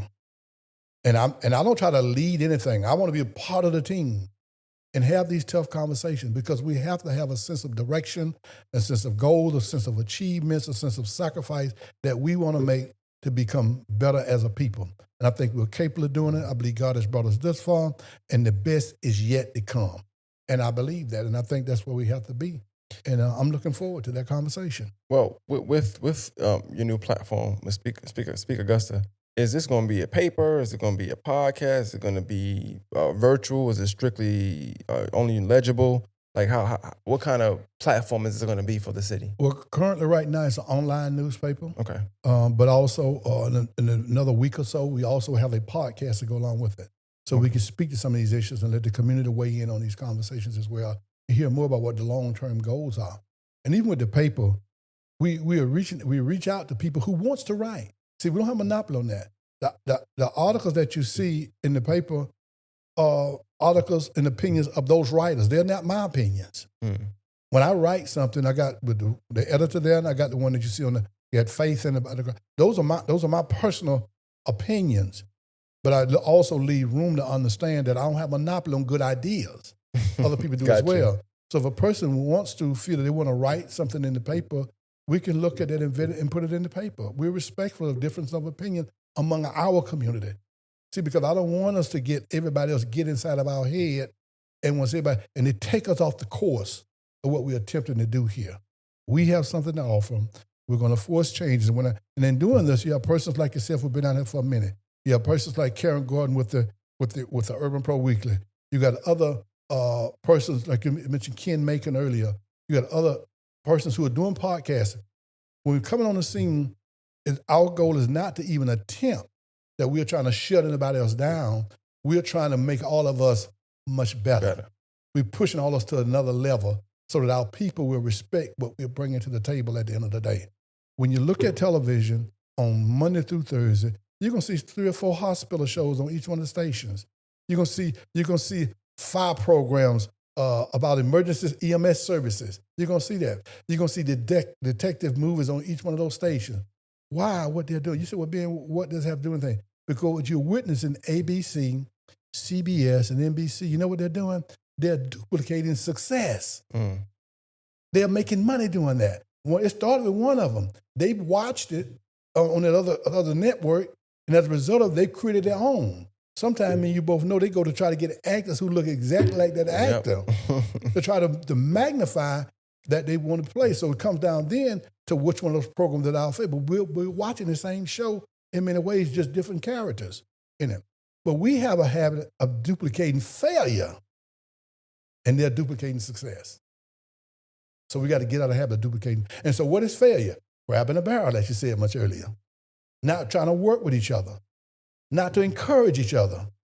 Jealousy and envy. All those things is failure, but we won't move away from those habits. Mm. You say, well, Ben, it's human nature. Everybody, other people jealous. But you and I is not in the condition. Our people is not in the financial stability place that where we can afford to bounce back when those things happen. When people badmouth you or badmouth me, we may not ever recover. True enough. Yeah. And nobody's going to, I don't know anybody going to come to my aid. Now, you may know somebody come to yours, but that's what happened. We snuff out good information in our community, and we rather deal with relationships, personal relationships. I've been knowing her. I've been knowing him. We went to school together. But now, all that's well and good. But when we come to the community, none of us have a right to compromise what is good for the community. Our relationship should not be that strong beyond that. And you make a good point, because I think that you said we set ourselves up for failure a lot of times too, because when somebody is doing something similar or something that we deem to be kind of like mine, the first thing they say is, oh, they trying to copy me. Yeah. Or they try to block whatever. One thing I can say for me, and it's just in the podcasting sense, if somebody call me and say they're doing a podcast or they start one or whatever, I've always been super supportive. Yeah. I just feel like I'm going to do what I'm doing regardless. Right, exactly. If you happen to do something and you take it to the next level, that's perfect. Yeah. That may be the inspiration I need, or you may not take it to the next level, but you still made some kind of contribution, or you saw it wasn't for you. Cool, but what you're not going to say is, he blocked me from doing X, Y, Z. Exactly. And I feel like that's important on all spectrums when you talk about our community and us as people. A lot of times we do that. We set ourselves up for failure by trying to block somebody, thinking they getting too close, or only I can have this sauce, only I can have this connection, only I can have this relationship. Yeah. And it gotta be a bigger picture at some point. Absolutely. And that's what so we got to push the envelope in that direction. We've done enough to hurt ourselves. So now what we do, what sacrifice we willing to make to better ourselves. Yeah. And that's what our life should be about in this day and time. Because you look at the political landscape, the country is struggling. our community is struggling. And so if we don't do something, we're afterthought. Yeah. We're only talked about from a national perspective based on, and sometimes on the local level, is all our misgivings. Never about what we bring to the table. Yep. And so those are the stories that we are trying to tell, but we don't have enough of it. And we don't want to, and the only way it's going to get better is for you and I, if we taking public positions to magnify that it's okay to acknowledge so-and-so that Bob is doing good work. It's okay to remember that Karen is doing good work. It's okay for us to say that. And then we begin to comment, we can force a breakthrough because that becomes something that we're not used to doing. We normally say, yeah, okay. I knew somebody else was going to do it, man. I already knew that was going to happen. Well, you hope somebody would duplicate success. It kind of go back to what you were saying about when an ordinance is set in place and you spend so much time trying to fight against the ordinance instead of just like, hey, look, this is policy. Let's go ahead and go from there and think of other ways to move around it, work around it. No, you just want somebody else to make it and you didn't want that person to make it. So it's like you wish that, you hope that, you had that in your mind already. You kind of planted that seed. So well, the thing about it is this, here's what we all should want. Anytime we invest in somebody, number one, give them good information. And that's the best thing you can do. I had a gentleman I was talking to one day, and he was telling me about what I owe him and what I owe him and what I owe him. And I said, are you serious? Yeah, you ain't never gave me nothing. I said, you know something? The best I ever gave was good advice. There's nothing better than giving good advice. When you open up your scripture, that is good advice that God has given you from a historical perspective and how you won't make the same mistake that other people. Good advice. Now, what you do with it is up to you. So, but here's my point is this here. Many times we invest in people or share with them and we want them to be beholden to us in doing that. No. We hope they be successful. They don't owe you anything. That's like paying it forward. You're just hoping they would do the same thing for somebody else. What we should be upset about is when we give a person something and they squander it. yeah, Not that they're successful, when they squander it. Now, that still don't give me a right to degrade them or to speak against them, but for sure that should give us a heavy heart when they squander an opportunity. But anytime they do that and move forward and pay it forward, we should want that because that's what's going to cause us to go to the next level as a people and add value to our community at the end of the day. Yeah, I definitely agree, man. And I hope that people watching this realize that. And even I wanted the conversation to move the way it moves because I know a lot of stuff you talk about here today and how you spoke about it. It's kind of the same way you'll be talking about it on your podcast. Yes. Whether you on there or you got a guest on there, Right. how it work. I know it'd be the same way, breaking things down, having a certain perspective, not shying away from other perspectives because multiple perspective is fine, but also standing on, for us as far as that togetherness that we need. And even me reading the stuff that you sent, I like this. So I like what I see from Speak Augusta. And also, if it's something that I could do as far as like whether it's me or somebody from my demographic, my age group, whatever that you need on or like as a guest, always reach out to me. I'm game for that. I like to help. I like to be on other platforms sometimes too. You'll see that as well. Sometimes you be behind a mic so much and you're doing it so well and you're doing it how you're doing. You're like, I want to try somebody else. I want to see who else is doing good work. I can say it all day, but it's something about going to somebody else's platform and feeling like, damn, they did their due diligence. They did a good job. I normally don't do 2 podcasts at a time, so I know you came second and I knock one out. Normally I do 1 and that's it, and I stop. But I wanted to. I got the itch. I wanted to do. I want another one right now if I could. I'll do them all day. I love doing this. But I do want to ask some more questions just about the commissioner's standpoint. From a commissioner's standpoint, when you was in office, what if you had to tell me your toughest situation or something you just wish you could get back over, not a regret, but something that made me slip through, something that you just felt like I kind of could have did this instead of doing that. What's something that you feel like you wish you could kind of get that one back? Well, I had one like that for almost 7 years. Mm. The 7 years, by the grace of God, I got an opportunity to get another bite at the apple. And what happened, and I can't call the names. Got you. It was a young lady. She was dismissed from the government. Now, I voted also to terminate her. And I did that because I had some engagements with her professionally now. And I know, and talking to her prior to that. And I knew in her spirit it was going to be very difficult to do her job and she was in a very crucial position. And they let her go. But when we let her go, it was just got so ugly. It got really ugly. And it just never sat well with me after that, because that was not the intent. Mm-hmm. She ended up suing us. She went to federal court and she lost. Then she appealed it. And by that time, rules and regulations around her termination had changed. And I said, thank God. So when it came back, we had to settle with her. Mm. That haunted me for 7 years. You were sad that she didn't get this, that she didn't win the first time. Well, if she'd won the first time, it'd been good. But you would think that she would have stopped when she lost. Yeah. But by the time she appealed it, some federal regulations had changed. And at this time, we was forced to negotiate a settlement with her. Mm. And so I was just excited about that, to get an opportunity.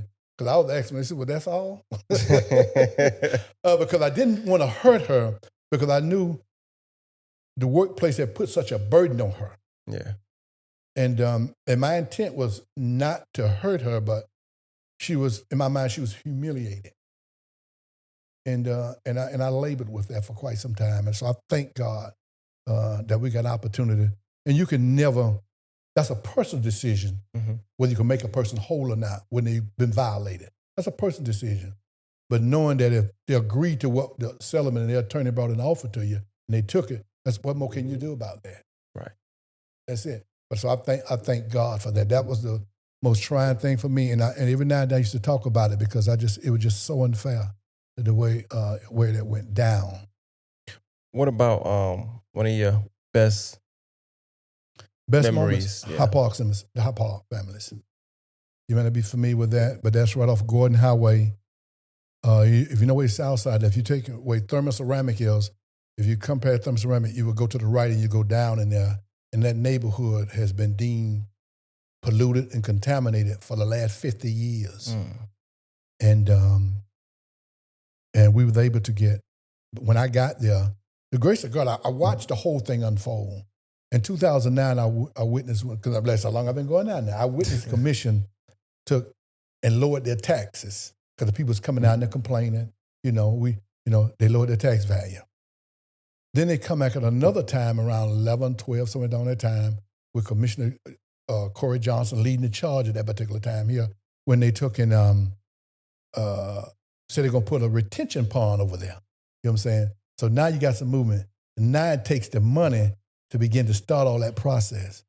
And so when I got there with those 6 votes, less than 60 days, we started that process. In a little about a year and a half, 2 years, we had every family out of there. Mm. An area that had been deemed contaminated for almost 50 years, man.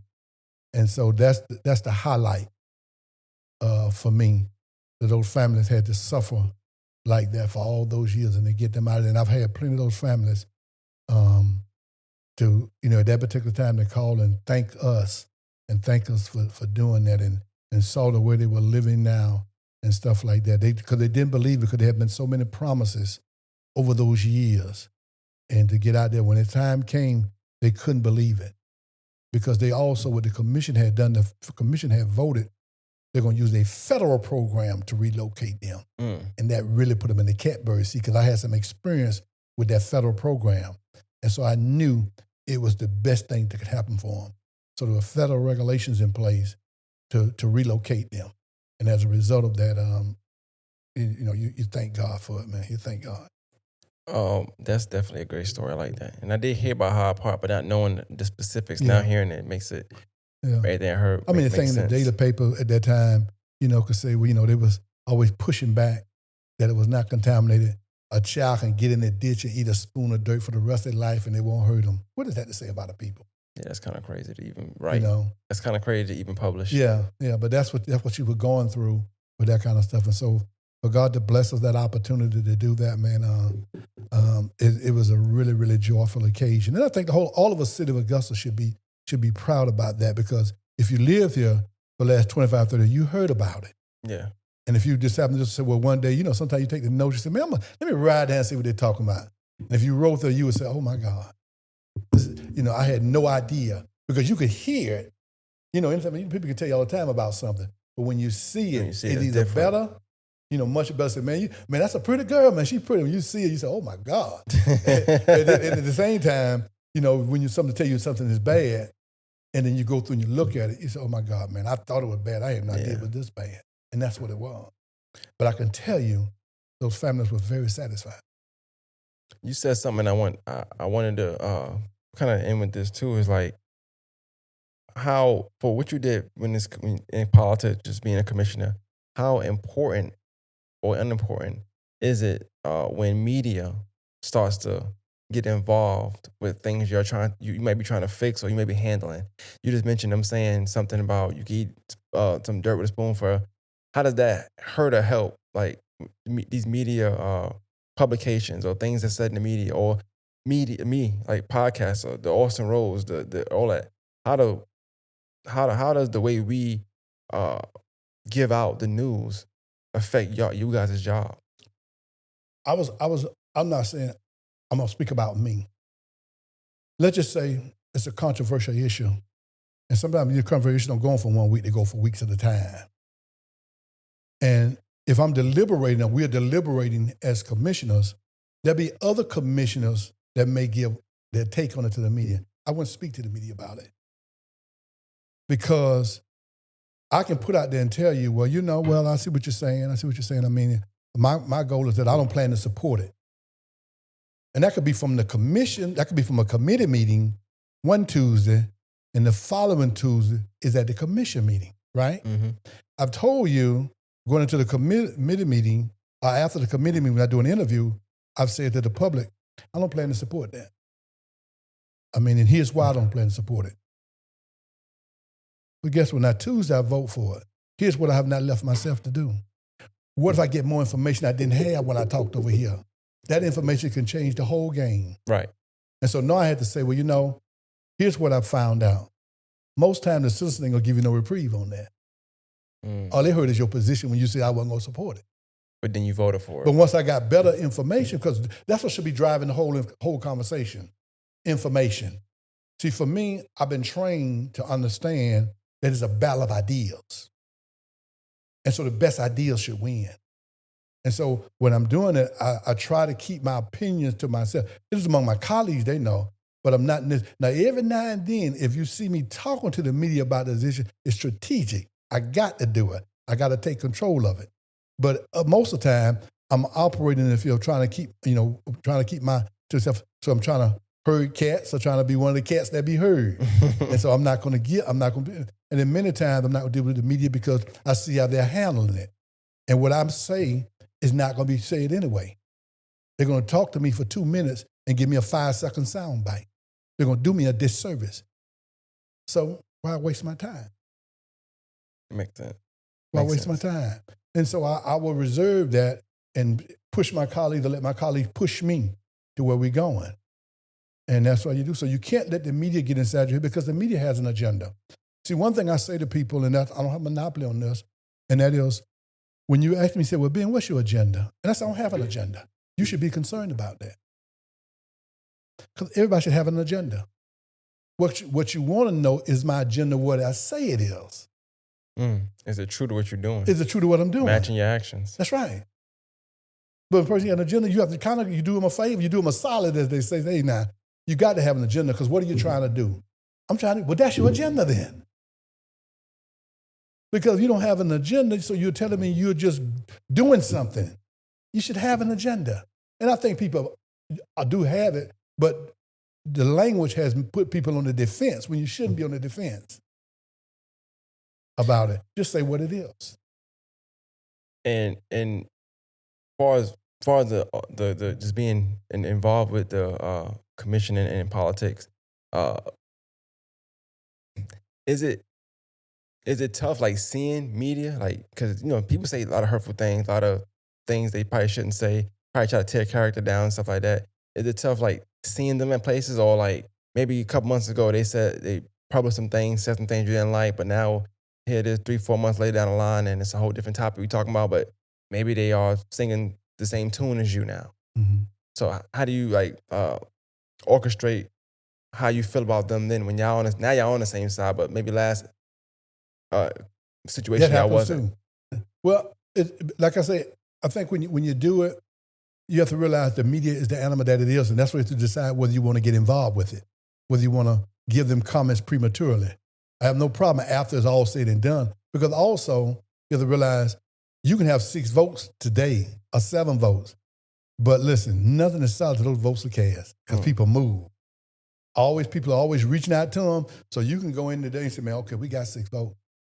Because the person or the persons who've been called and talked to, they don't have the courage to realize, tell you they done changed their mind. Right.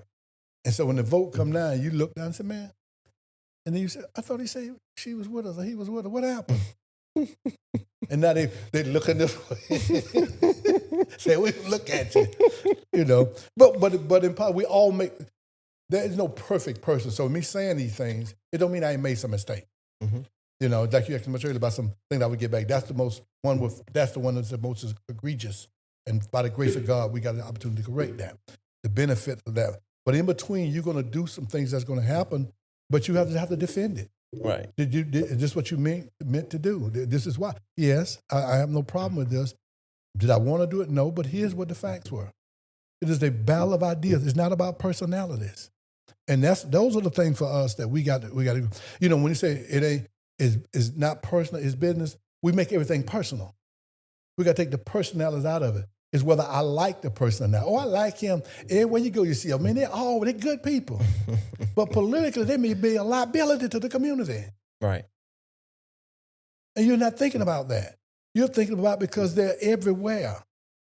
You're thinking about because they got a knife. You know, but you have to, so until we get people who are involved in the process or have some semblance of what to expect, you're going to always put us at a disadvantage. Yeah. But like I said, a lot of things that, you know, I tried to prepare myself. It don't mean I always made the best decisions. Don't mean I've lived the best life. And trust, I'm here to tell you that has not happened. That's why I said it early on and said several times, I thank God that I'm alive, you know.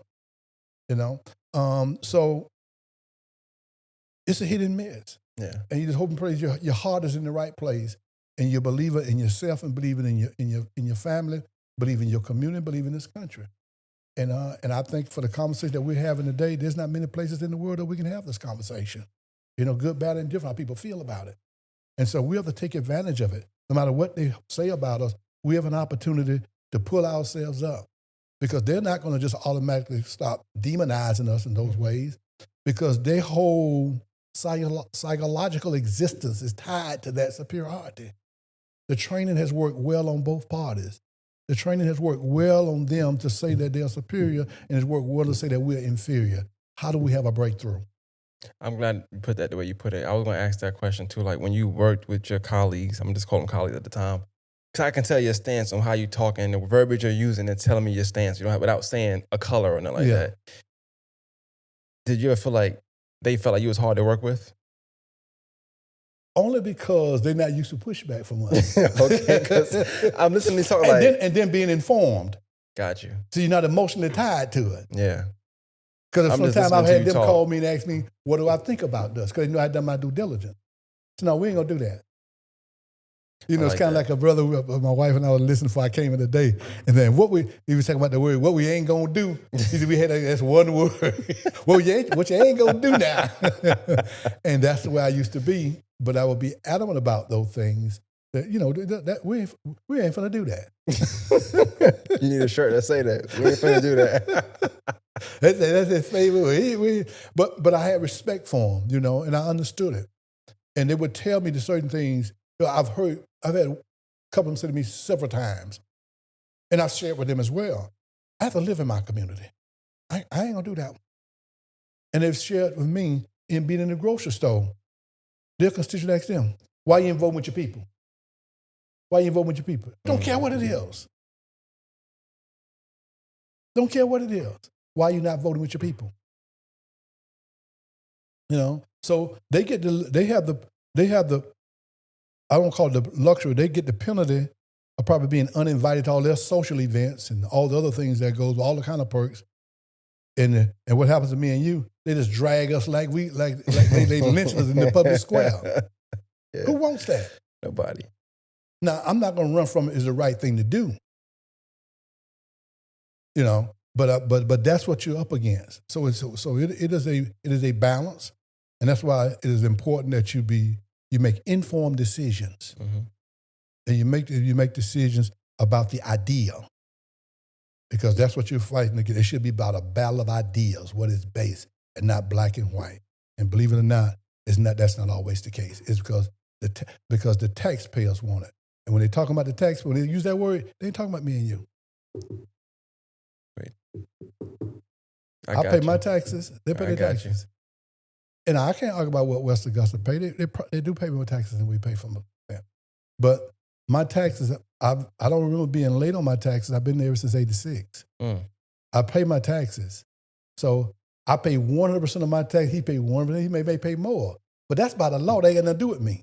So I'm a taxpayer too. But when those terms are used, they're not talking about us. Yep.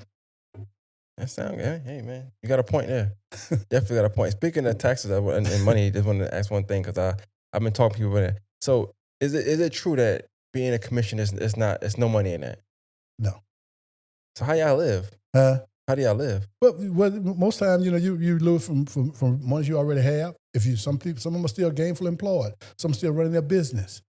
So in those kind of things, you still can do that. So it's not in the money in it. You don't get like bonuses, no paycheck, nothing? No, you get a paycheck, but you're talking about right now, it may be about $22,000 a year for that body of work. It's a lot of hard work. That sounds and wild. then It's if like you're a mayor pro part-time tem, job you may at get McDonald's. $10,000 more. Huh?